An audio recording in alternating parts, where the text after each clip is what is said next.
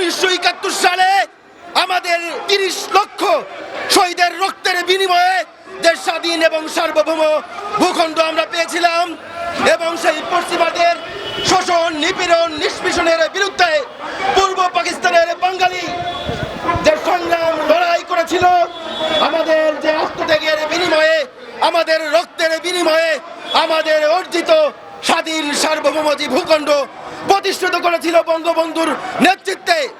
এই ভূখণ্ডের উদ্দেশ্য ছিল এই দেশের মানুষের সকল নাগরিকের সম অধিকার নিশ্চিত করতে হবে এবং বঙ্গবন্ধু 1971 সালে বাংলাদেশ স্বাধীনতা পরবর্তী রাষ্ট্র ক্ষমতায় অধিষ্ঠিত হওয়ার পরে যে সংবিধান প্রণয়ন করেছিলেন সেই সংবিধানে বাংলাদেশের সকল নাগরিকের সম অধিকার তিনি নিশ্চিত করেছিলেন।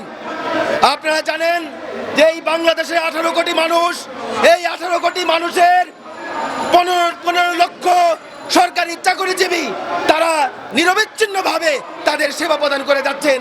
কিন্তু অত্যন্ত দুঃখজনক হলে সত্য, অত্যন্ত পরিতাপের বিষয়, এই 15 লক্ষ সরকারি চাকরিজীবী তারা আজকে বৈষম্যের শিকার। এই বৈষম্য বাংলাদেশের মাটিতে কোনোদিনও বাস্তবায়ন হতে দেওয়া যাবে না।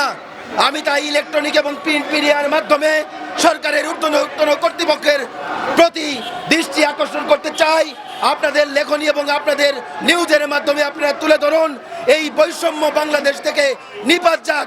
আজকের এই নবম পে স্কেল শুধু সরকারি কর্মচারী সমিতির দাবি নয়, এটি বাংলাদেশের আপামর জনসাধারণের গণদাবিতে রূপান্তরিত হয়েছে।